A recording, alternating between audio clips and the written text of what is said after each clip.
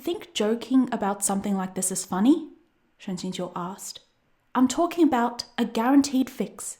As long as we keep it absolutely secret, we'll avoid any sort of trouble. It all depends on you. Do you still remember creating a plant that only appears every 1,000 years? Shan Qinghua was speechless. Your description is way too broad. Bingge's eaten at least 80, if not 100 plants like that. So you know too! Shen Qingqiu sighed, then spoke 4 words into Shan Qinghua's ear. Shan Qinghua listened, shocked. After a moment, he gave Shen Qingqiu a deeply meaningful glance. What are you looking at? Asked Shen Qingqiu. Nothing, said Shan Qinghua. It's only long ago I began to suspect that Cucumber Bro was a faithful reader, just one who didn't like expressing his feelings in a normal way. To think you were able to recall an obscure throwaway plot point that I used only once? I'm very moved. Shen Qingqiu refused to respond to that. Tomorrow, leave the mountain with me. We'll go to search its place of origin. Tomorrow? Isn't this a little too sudden? Shan Qinghua stammered. Truthfully, I can't remember its exact location and description. The entire work was nearly 20 million words long, and it was only mentioned in a single paragraph. Let me think for a while. I'll tell you once I remember. Then take your time remembering until Luo Binghe murders his way back with Mo Beijun under his command, said Shen Qingqiu with utmost sincerity. At that time, one will kill me and the other will kill you.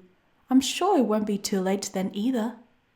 All right, I'll definitely remember by tomorrow, Shan Qinghua agreed. Thankfully, on Anding Peak, trivial matters like assigning rooms and uniforms to newly accepted disciples didn't require the Peak Lord's involvement. Shan Qinghua went back, and he thought long and hard the entire night, racking his brain, shifting and overturning the contents of his mind. Finally, before daybreak, an epiphany struck, and he circled a location on a map. Upon seeing the map, Shen Qingqiu slapped the table, then grabbed Shan Qinghua and set off down the mountain. They spent part of the journey eating, part of it playing, travelling partly by sword and partly by carriage. All in all, it should have been quite pleasant. The only part that was just a tiny bit unpleasant was that Shan Qinghua moaned and groaned as he sat in the coachman's seat. Oi, why am I the one paying for all the food and lodgings? He asked. Why, whenever we're taking a carriage, am I also the one driving? Don't you feel any shame? Shen Qingqiu asked from inside the carriage. The funds are communal, provided by the head Yue Qingyuan. All you're doing is taking them for your waist pouch. Shan Qinghua's heart grew especially sour when he thought back on the words of instruction Yue Qingyuan had given him before they left. Shan Marshal brother, for the journey's duration, Qingqiu will be in your care. He is frail, so please watch over him. What was up with that? As an author, great master airplane shooting towards the sky, who put his all into portraying Shan Qinghua as a lowly scum, he finally understood this character's pain. Logistics really got no respect. Everyone treated him like a nanny. Who wouldn't understand the original Shan Qinghua's desire to climb the ranks by any means? It was all too sympathetic. You have hands and feet, said Shan Qinghua. Why don't you use them? Oh shit! Shen Qingqiu felt the carriage suddenly pitch forward, like Shan Qinghua had abruptly reined in the horse. He raised the curtains, on the alert. What's wrong? The carriage was suddenly passing through a stretch of dense forest. All around them, ancient trees soared into the sky, while fallen leaves were scattered everywhere. Most of the sunlight was blocked by layers upon layers of branches. On the ground, it was difficult to find even specks of light. Shen Qingqiu saw nothing strange, so he didn't lower his guard. What were you screaming about? He asked. Shang Qinghua was still panicked. Just now I saw a woman on the ground slithering by like a snake. If I hadn't stopped the carriage, I would have run her over. This did sound rather eerie. That is indeed worth screaming over, said Shen Qingqiu. The forest was still and quiet. As of right now, nothing seemed off. Shen Qingqiu didn't dare relax, though. Instead of getting back inside the carriage, he joined Shang Qinghua in the driver's seat. Forming a sword seal with one hand, he observed their surroundings in silence, while his other hand pulled out a handful of melon seeds from the snacks bag, which he shoved at Shang Qinghua. Be good, go inside, eat and play. I've got this. Shang Qinghua could be ordered about and used for odd jobs, but when it came to fighting monsters, he was pretty much useless. He knew his own capabilities and obediently took the melon seeds and started eating. With every step the horse took, he ate a seed. As such, after an incense time, they finally realized a very serious problem. The two of them wordlessly looked at the ground and at a trail of familiar melon seed holes. No doubt about it. Changqiu Mountain Sect's Qiancao Peak's dragonbone cantaloupe seeds are red in color with golden insides, said Shang Qinghua. This definitely is the trail of seed holes I left. I'm aware that peddling melon seeds is one of your peak's side jobs. Enough, said Shen Qingqiu. So, here was their problem. How had they returned to their original location? The two of them stared at each other. They were going in circles, a classic and very tired scenario. Shang Qinghua suggested an old folk remedy. How about we try sprinkling a bit of male virgin pea into the horse's eyes? Horses have dignity too. Why sprinkle urine into its eyes? Shen Qingqiu asked. And where am I supposed to find male virgin pea out of the middle of nowhere? Once these words left his mouth, he realized that Shang Qinghua was gazing intently at him. Why are you looking at me? As for my former self, let's not talk about that now. Wait, you wrote Shen Qingqiu's original character yourself. He's unsullied on the outside, degenerate on the inside, always burning with lust.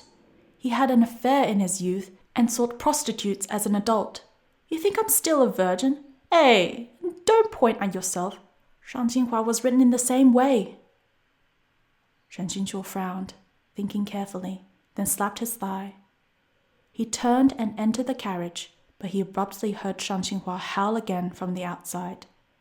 Shen Qingqiu grabbed the thing he was looking for and scurried back out. What is it? Shen Qingqiu yelled. Shang Qinghua was so terrified that his words no longer had any punctuation marks. When you went in, I felt something hairy brush my neck, and when I raised my head, I saw it was a mass of hair, and underneath it was a huge white face that I couldn't see clearly. Fuck me! Shen Qingqiu lifted his head, and of course he couldn't see anything. He sat down properly, opened the map in his hands, and raised an eyebrow. Whatever it is, it's quite clever, Shen Qingqiu said. Why so? Well, it certainly knows to pick up the weak, and so chose the easier one to scare. He patted Shang Qinghua's shoulder again.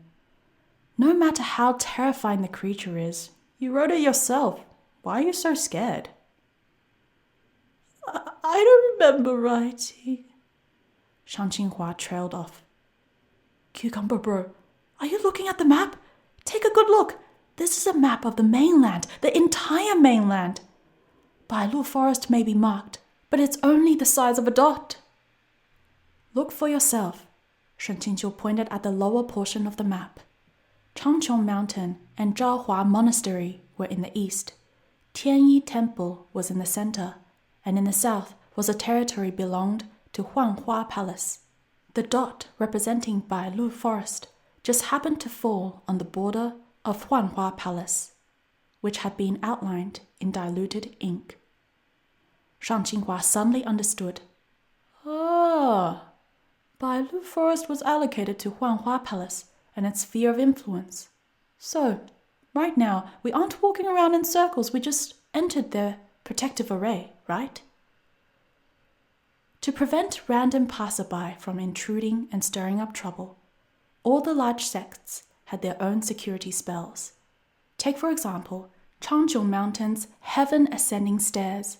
Common folk who didn't know the path would be stuck climbing 30,000 steps, unable to reach the peak until they were nearly dead. They could only wait for the disciples defending the mountains to escort them back down. Thus, so long as they were trapped in the spell without guidance, they would only keep running in circles. Shen Qingqiu called out mentally, "System, you there?" After a while, with no response, he called again. "Oi, didn't you promise 24-hour online service? If you don't respond, I'll leave a negative review." Hello, the system has entered hibernation mode. You're speaking to the AI assistant. If you require service, please help yourself. Hibernation. Shen Qingqiu almost split his insides, laughing. Now that he thought about it, these past few days, the system hadn't granted him any B points or various other bizarre, newly activated point varieties. The system was disconnected from its central power source, Duobinghe, the AI assistant explained. It is currently undergoing maintenance and updating itself in the background. The system will reactivate once it has been reconnected. We wish you a pleasant self-service experience. Thank you. The current version was already frustrating enough. Wouldn't a new version just straight up kill him in the future? No, wait, the main point was, Luobinghe was your central power source? The fuck? Shen Qingqiu had more questions, but he soon realized that the assistant only repeated the same thing over and over. What kind of fucking AI assistant is this? Isn't this basically like an automated response? And you still have the nerve to call it AI? Shen Qingqiu nudged Shang Qinghua. Call your system. Is it still connected? Shang Qinghua blinked. After a moment, he said, It says it's undergoing maintenance. So, not only was Luobinghe the central power source of Shen Qingqiu's system, once he was disconnected, all the systems went down. One could have said that this matter was serious, but, in truth, it wasn't that serious. It only meant that while Luobinghe was in the abyss, Shen Qingqiu couldn't acquire B points. If he thought about it, this was good. He couldn't acquire them, he also couldn't lose them, which meant that all restrictions were off.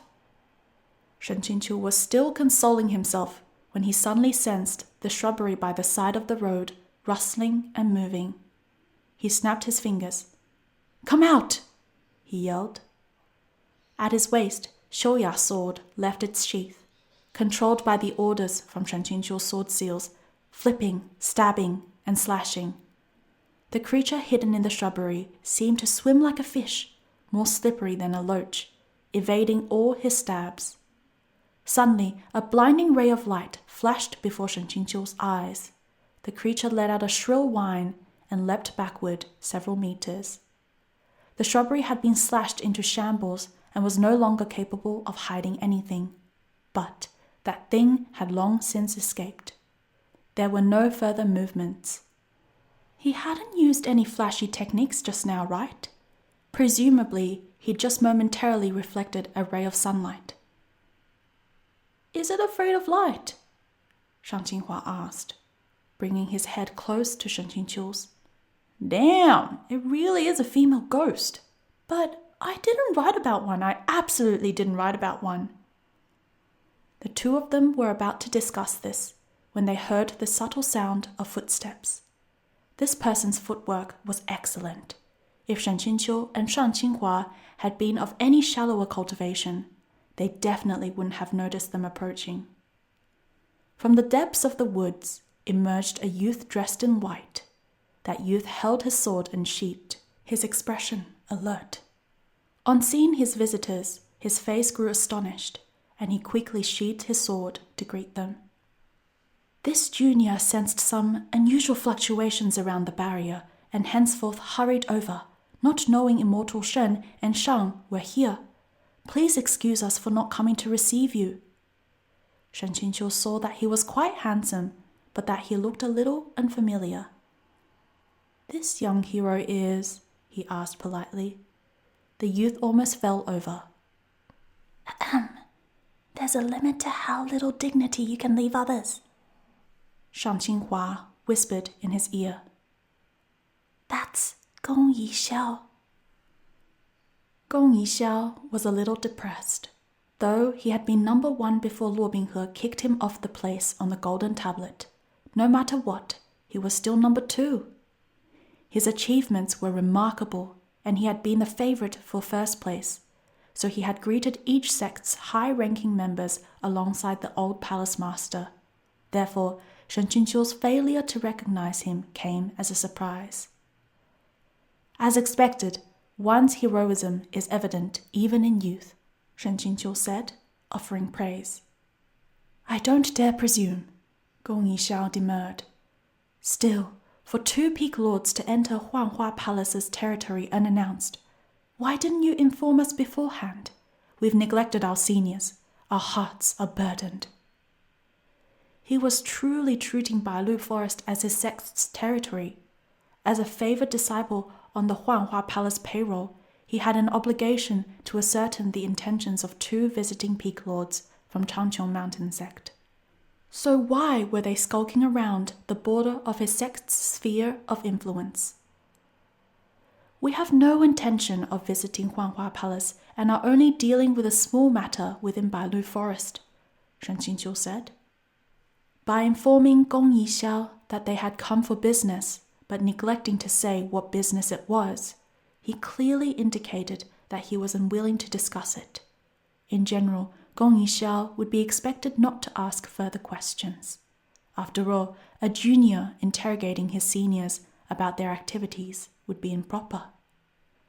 Gong Yixiao wavered for a moment. This junior doesn't know what matter the 2 seniors are seeing to, and he is unskilled. But may he be so bold as to request permission to come along to assist? If we refuse him now and let him leave, it won't be just one person coming to look for us later. Shen Qingqiu's face held a smile, his lips barely moving as he muttered to his teammate. It's better if we bring him along. Anyhow, he can fight. Shang Qinghua, who admittedly couldn't fight, muttered in response. In the event he won't let us walk away with the Sun Moon Dew mushroom, what will we do? If it grows in my garden, of course it belongs to me. If it grows along my fence, it also belongs to me. Don't say that I didn't warn you about Huanhua Palace's logic. Are you an idiot? Shen Qingqiu asked. When we find it, we take it and leave. He can't forcibly snatch it from us.